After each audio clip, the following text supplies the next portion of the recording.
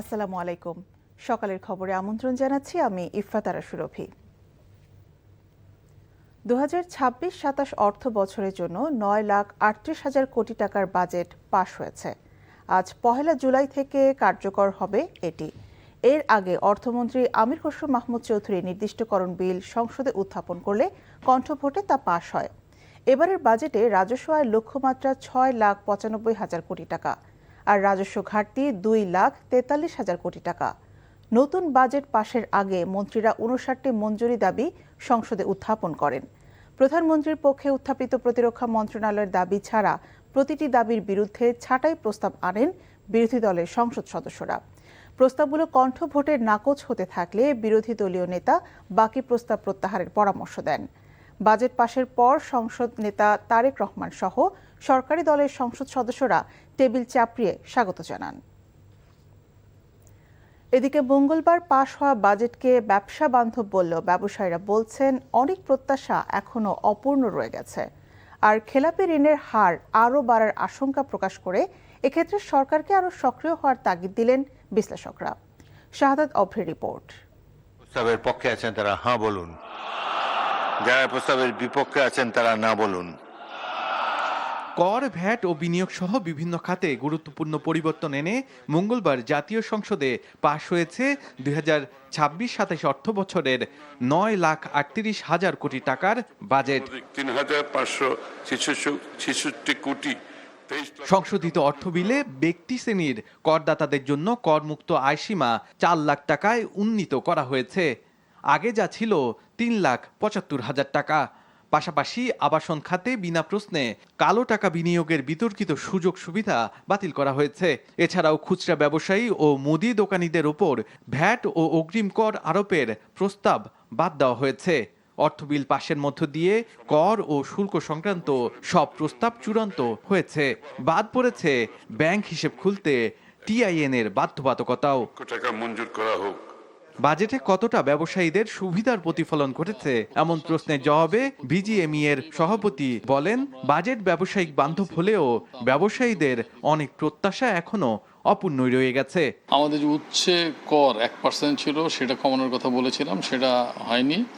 আমাদেরকে যে অল্প বিস্তর ইনসেন্টিভ দেওয়া হয় সেই ইনসেন্টিভের ক্ষেত্রে যে ট্যাক্সটা ইম্পোজ করা আছে 10%, সেখান থেকে কমানো 5% হয়েছে, বাট ভিতরে আরও কিছু ম্যাথমেটিক্যাল এরর আছে।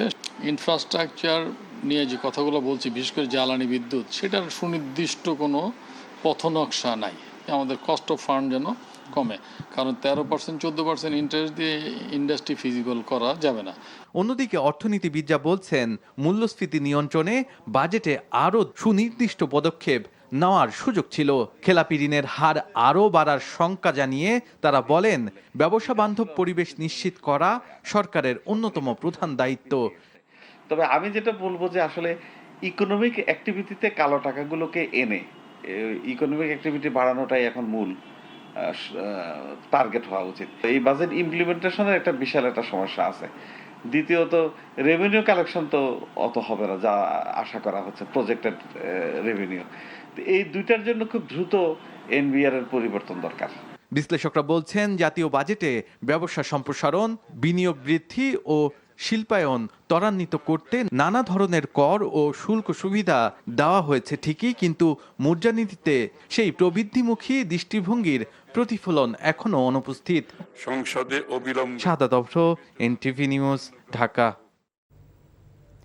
ফ্যাসিস্ট বিরোধী অভ্যুত্থানের মাস জুলাইয়ের প্রথম দিন আজ। 2024 সালের জুলাই অভ্যুত্থানে ছাত্র জনতার রক্তক্ষয়ী অভ্যুত্থানে 1400 মানুষের জীবনের বিনিময়ে দলবলে পালিয়ে যেতে বাধ্য হয় 16 বছর জাতির ঘাড়ে চেপে বসা ফ্যাসিস্ট হাসিনা।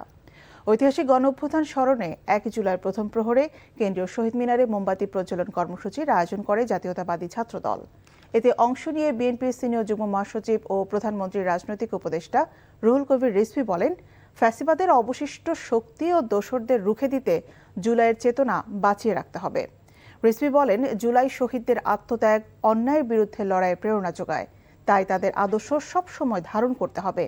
এ সময় ছাত্র দলের কেন্দ্রীয় সংসদের নেতাদের পাশাপাশি বিভিন্ন স্তরের নেতাকর্মীরা উপস্থিত ছিলেন। ইতিহাসে এক নারকীয় জঙ্গি হামলার দিন আজ।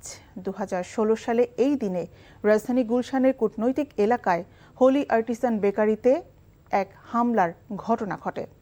নিষিদ্ধ ঘোষিত জঙ্গি সংগঠন জেএমবির 5 সশস্ত্র সদস্য সেদিন রাতে রেস্তোরাঁটিতে ঢুকে দেশি বিদেশি নাগরিকদের রাতভর জিম্মি করে রাখে। এরপর বিদেশি নাগরিক সহ মোট 22 জনকে গুলি ও ধারালো অস্ত্র দিয়ে নৃশংসভাবে হত্যা করে। এছাড়া এ ঘটনায় পুলিশের 2 কর্মকর্তারও প্রাণহানি ঘটে।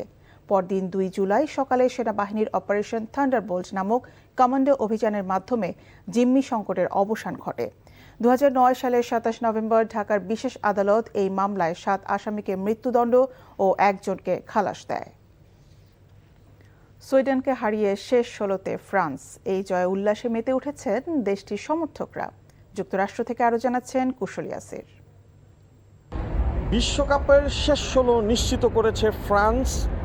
দলটির সবচেয়ে বড় তারকা কিলিয়ান এমবাপে আজ জোড়া গোল করেছেন এবং এই গোলের ফলে তিনি কিন্তু লিওনেল মেসির সঙ্গে এবারের বিশ্বকাপে সর্বোচ্চ গোল শিকারীর তালিকায় বরাবরে অবস্থান করছেন। অর্থাৎ দুজনের গোল সংখ্যা এখন 6টি করে। অন্যদিকে তাদের ঠিক পেছনেই রয়েছেন আর্লিং হালান্ড, তিনি নরওয়ের তারকা, তার গোল সংখ্যা মোট 5টি। অন্যদিকে লিওনেল মেসি আসলে সব মিলিয়ে বিশ্বকাপের গোল সংখ্যা হচ্ছে 19টি। অন্যদিকে কিলিয়ান এমবাপে রয়েছেন তার ঠিক পরের অবস্থানে, তার গোল সংখ্যা 18টি। তবে যে জায়গায় কিলিয়ান এমবাপে অনন্য, মোট 18টি ম্যাচ খেলেছেন বিশ্বকাপে তার পুরোটা ক্যারিয়ারে এবং সমান সংখ্যক গোল করেছেন।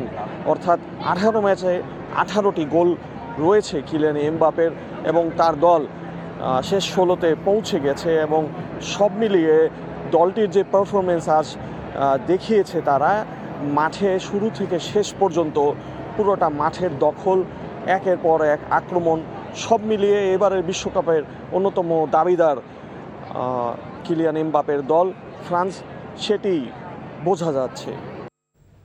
সকালের খবর এ পর্যন্তই। এই খবরের ভিডিও সহ আপডেট জানতে ভিজিট করুন এনটিভি অনলাইন www.ntvb.com।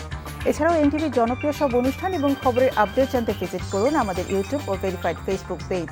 12টায় মধ্যাহ্নের খবর দেখার আমন্ত্রণ রইল। ধন্যবাদ সবাইকে।